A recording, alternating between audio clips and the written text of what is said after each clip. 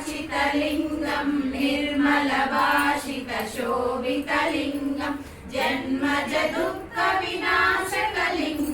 तत्प्रणमामि सदा शिवलिङ्गं देवमुनिप्रवराचितलिङ्गं कामदहन करुणाकरलिङ्गं रावणदर्पविनाशकलिङ्गं तत्प्रणमामि सदा शिवलिङ्गं सर्वसुगन्धसुलेपितलिङ्गं बुद्धिविवर्धनकारणलिङ्गं सिद्धसुरासुरवन्दितलिङ्गं तत्प्रणमामि सदा शिवलिङ्गं कनकमहामणिभूषितलिङ्गं फणिपतिवेष्टितशोभितलिङ्गं रक्षसु यज्ञविनाशकलिङ्गं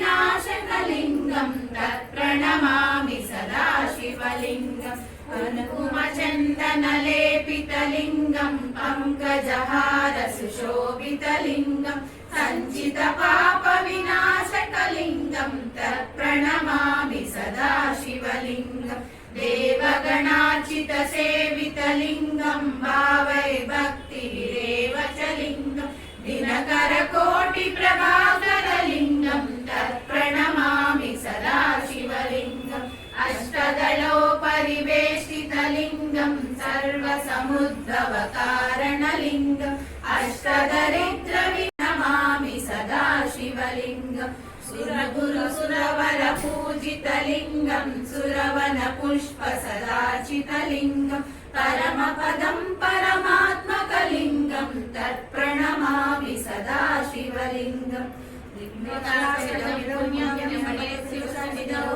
शिवलोकमवाप्नोति शिवेन सह मोदते